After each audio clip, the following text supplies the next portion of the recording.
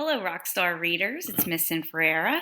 Yesterday, we started reading Young Cam Jansen and the Library Mystery, and I didn't show you any of the pictures. I didn't even show you the cover of the book yet. And what I wanted you to do was visualize the story in your head and picture it like a movie. So I want you to take a look and see if any of these pictures match what you are visualizing. Here we have the title page. And the story takes place in the library. Remember, yesterday I teleported myself into a library, so you can picture yourself being there with Cam and Eric. And here they are, checking out their books. And I'm going to do a little summary, a little retell of what happened in chapter 1. We had Cam, Eric, and also Jason. And one of the questions I asked you was if you remember Jason from another story. And Jason actually appeared in the missing cookie story. He was the one that had the cookie that went missing. And Jason, he was looking at a book and asked, "Hey, do you think this book is good?" And Cam's like, "Oh my goodness, this is one of my favorite books. I love it. I love mysteries." And she starts remembering the whole story and starts to tell Jason the story, Blueberries on the Loose. And the story takes place in the supermarket, and there's a little boy named Eddie, and he went to see, blueberries, and he went to get some, and then the whole tower of blueberries fell over, and some even got into his hair. So I wonder if any of you visualized that part of the story. And they were saying, "Oh, well, we better hurry up and get out of here because Dad wants to go to the grocery store." And Jason made a connection saying, "Oh, well, you better be careful. You don't want to have a blueberry accident." So that was chapter 1. And what I wanted you to do also was, how could you have predicted that Cam likes to read mystery stories? Well, one of the reasons that I would have predicted it is because she's always solving mysteries in all of the books that we read. She's a good problem solver. So that's my prediction as to why she loves mystery books so much, is because she loves to solve problems. All right, now we are on chapter 2, and chapter 2 is called Watch Out. Now they're still in the library, and they're getting ready to leave to go to the grocery store. Mr. Jansen was sitting near the front of the library. He was reading a mystery. "We're ready," Cam told him. Mr. Jansen looked up. "This is a great book. I'm already on page 10. Mr. Jansen put in a bookmark and closed the book. He walked with Cam and Eric to the checkout desk. A line of people waited there to borrow books. Cam closed her eyes and said, "Click."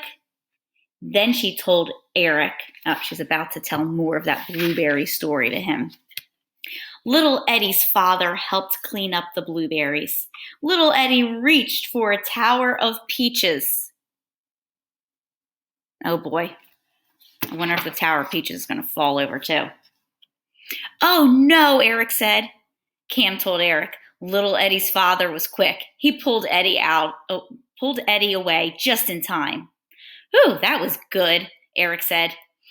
"No, it wasn't," Cam said. "He pulled Eddie into a tower of canned tomatoes." "Oh, no," Eric said. "Oh, yes," Cam told him. "Cans rolled all over the store."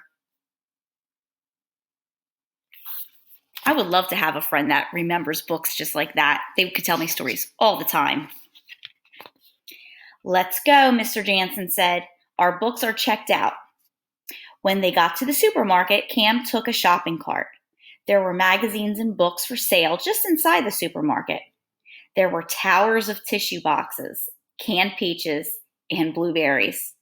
"Watch out," Eric told Cam. "We don't want a blueberry accident."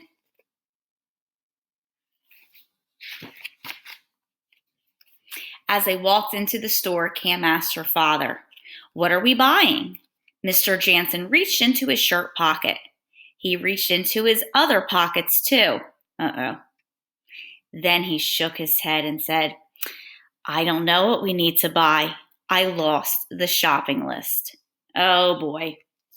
Well, how do you think they're going to solve this problem? What would you do if you were in this situation? That's what I want you to talk about during your book discussion today, what you would do to solve this problem. And while you're talking about that, you could even think back. Has anything like this happened to you or your family? Please share about any connections that you make with this story and how you solve the problem with your family. And the last thing I want you to talk about with your parents is, where do you think the shopping list could be? I would love to hear all of your predictions. You can message me on Blooms or post into the comments with that I have with this link and answer all these questions. And I would love to hear about all of your connections with this story as well. I know there are many times when I went to the grocery store and I left my shopping list at home. And what I did to solve those problems was I tried to remember, just like Cam, but I don't say click when I try to remember. I just try to picture everything on the list. I try to go through all the rooms in the house and try to think, oh, did I run out of this and this? And I just hope for the best that I get everything that I need. But I'm curious how they solve this problem. All right, boys and girls, enjoy the rest of the day. And I can't wait to read the next chapter with you to see what happens next in our Young Cam Jansen book. Have a great day. See you tomorrow. Bye.